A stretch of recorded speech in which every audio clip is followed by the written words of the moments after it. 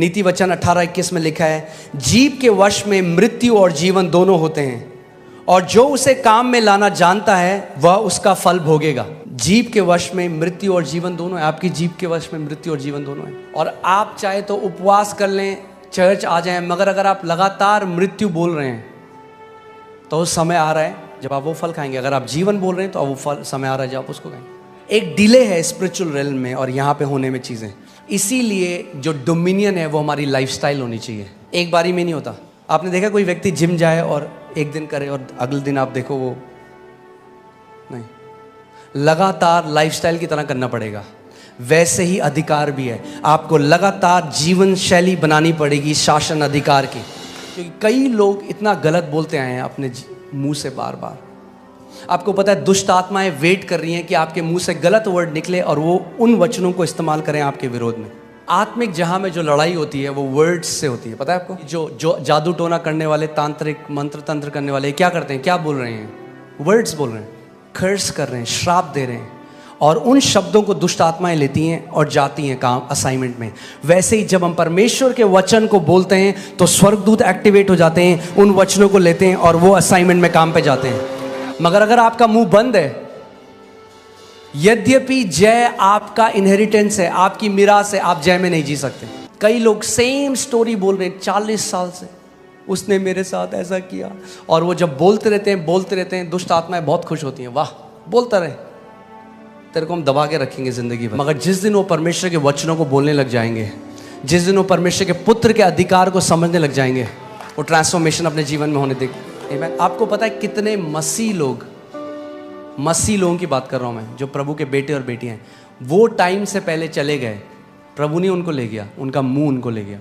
क्योंकि परमेश्वर आपकी फ्री विल को ओवरराइड नहीं करेगा। यही तो मैं कह रहा हूं, परमेश्वर को कंट्रोल करना होता तो सबसे पहले आदम और ईव को कंट्रोल कर देता बगीचे में।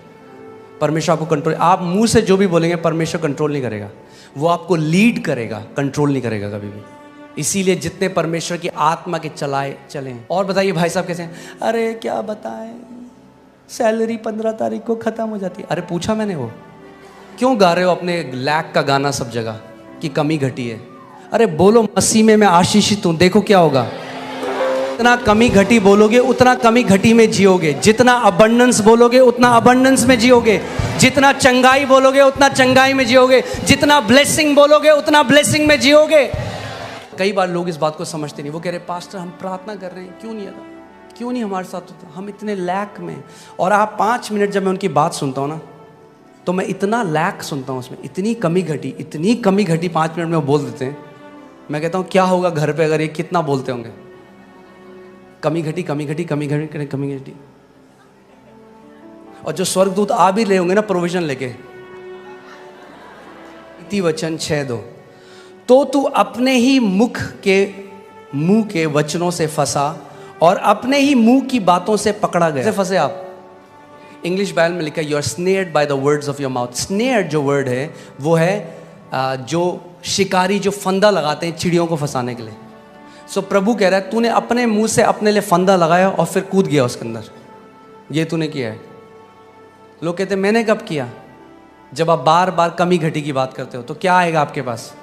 कमी घटी। मरकुस 11:24 में यीशु ने कहा he shall have whatever he says, उसको वो मिलेगा जो वो कहता रहता है। कुछ लोग हैं वो लगातार बीमारी की बात करते हैं, लगातार, हाय मेरे यहाँ दर्द, हाय मेरे यहाँ दर्द, हाय मेरे यहाँ दर्द। और ठीक है दर्द है, उसके लिए मना नहीं कर रहे, मगर चंगाई की आयतें बोलने लग जाओ जो बाइबल में दर्द चला जाएगा। पुत्र की तरह हमें बोलना सीखना पड़ेगा, पुत्र की तरह बोलना सीखना पड़ेगा। ये नहीं कह रहा कि हम झूठ बोलें। अगर आप लैक में कोई बोले कहना अच्छी करोड़ों पड़े अकाउंट में, मैं ये नहीं कह रहा वो करो, पर मैं कह रहा हूँ बार बार मत बोलो एक गाने को, आदत बन जाएगी आपकी बोलना सबको। कई लोग सबको बताते हैं मेरी सैलरी 20 तारीख को खत्म हो जाती है, और होता पता क्या है, फिर लोग आपकी इज्जत करना बंद कर देते हैं। तो कहेंगे फिर बार बार आके वही बोलता है, क्यों बता रहे हो? पूछ रहे हो आपसे। अपने कमरे में जाओ, वचन खोलो, खुदा को बताओ उसका वचन क्या कहता है। उसका वचन कहता है मुझे रिमाइंड करा, मुझे स्मरण दिला कि मैंने क्या कहा है। मैं आपको बता रहा हूँ, जो आप कंटिन्यूअली कन्फेस करते हो वो आप खाने लग जाओगे। जो आप लगातार जिसकी घोषणा करते हो वो फल आप खाने लग जाओगे यीशु के नाम में। पुत्र होना है तो अपने मुंह को हमें देखना पड़ेगा। नीति वचन 18:21, जीभ के वश में मृत्यु और जीवन दोनों होते हैं, और जो उसे काम में लाना जानता है वह उसका फल भोगेगा। जो उसको काम में लाना जानता है। अब हम बोलेंगे जीभ को किसको काम में लाना नहीं आता? बहुतों को। जिसके लिए दी थी उसका उल्टा कर रहे हैं हम लोग। जीवन के लिए दी थी, कई लोग मृत्यु बोल रहे हैं इसे। अपनी जीभ से लोगों ने अपने जीवन, आप जानते हैं अपनी जीभ से आप अपने जीवन को छोटा या अपने जीवन को लंबा कर सकते हैं। अपनी जीभ से आप गरीबी में जी सकते हैं पूरे जीवन, या आप समृद्धि में जी सकते हैं। अपनी जीभ से आप बीमारी में जी सकते हैं, या अपनी जीभ से आप चंगाई में जी सकते हैं। अगर हम पुत्र हैं तो हमें किसकी नकल करनी है? इफिसियों 5:1 में लिखा है कि अपने पिता की नकल करो। हमारा पिता क्या करता है? उत्पत्ति 1 में जब हम देखते हैं, जब अंधकार था तो पिता ने क्या कहा? उसने कहा वो इधर आओ जरा, कितना अंधकार है, बड़ा अंधकार है। कई लोग स्टेटस लगा लेते हैं। अब सारे रिश्तेदारों को बता दिया आप कैसे, और सबको पता है क्या करें, व्हाट्सएप स्टेटस लगा देते हैं। दिल टूटता है तो कोई अपना साथ नहीं देता। तभी तो नहीं देता साथ, झेल हो गई है लोगों की सुन सुन के। आपको सिंपैथी मत ढूंढो, वचन को ढूंढो, जीवन बदल जाएगा। प्रभु यीशु मसीह ने अपने एक दास से कहा यूएस में कि मेरे कितने सारे मेरे बेटे और बेटियां हैं जो बीमारी में मर गए, क्योंकि उन्होंने बीमारी के बारे में बात करी मगर बीमारी से बात नहीं करी। सबको बताया देखो मैं बीमार हूं, मगर उस बीमारी से नहीं बोला। प्रभु यीशु मसीह ने कहा जो कोई इस पहाड़ से कहेगा, जो कोई इस कैंसर से कहेगा, जो कोई इन कर्जों से कहेगा। एक प्रभु के दास थे, वो उनके ऊपर इतना कर्जा था, और जब उन्होंने वो करा तो लोगों ने कहा ये पागल हो गया बंदा, ये क्या कर रहा है। उन्होंने सारे कर्जों का ना वो निकाला प्रिंट आउट, और उसको टेबल के ऊपर रखा और उससे बात करने लगे कर्जों से। लोग बोलेंगे कैसा पागल आदमी है। तो यीशु मसीह पेड़ से बात कर रहे थे। कोई आपने देखा कोई आदमी पेड़ से अगर बात करे तो लोग क्या बोलेंगे उसको? वो हवाओं से बात कर रहे हैं। लोग बोलेंगे भाई कान है उनके? हाँ, पूरे क्रिएशन के कान है। और वो कर्जों को बोलने लगे यीशु मसीह के नाम में मैं मत्ती 11:24 में खड़ा होता हूँ, सारे के सारे कर्जे उखड़ और समुद्र में जा पड़। बोलते गए बोलते गए बोलते गए बोलते गए बोलते गए, थोड़े बाद समय आया, सुपरनैचुरली प्रभु ने उनके सारे डेट्स खत्म कर दिए। जो आप लगातार कंटिन्यूअल कन्फेशन, जो आप लगातार घोषणा करते रहते हो, आत्मिक जहां में वो चक्का जिस दिन घूमने लगा आपको चमत्कार मिल जाएगा आपका। Do not give up. हमें लगता है, हम जब वो पढ़ते हैं कि औरत ने कहा अगर मैं उसके वस्त्र के छोर को छूंगी तो मैं चंगी हो जाऊंगी, ओके टाटा, ऐसा नहीं हुआ। बाइबल बताती है वो बार, मुझे नहीं पता वो कितनी दूर थी यीशु मसीह, हो सकता है हजारों बार उसने बोला आज जब मैं उसके वस्त्र के छोर को छू लूंगी मैं चंगी हो जाऊंगी, आज जब मैं उसके वस्त्र के छोर को छू लूंगी मैं चंगी हो जाऊंगी, आज जब मैं उसके वस्त्र के छोर को छू लूंगी। ऐसे करते करते वो यीशु के पास आई।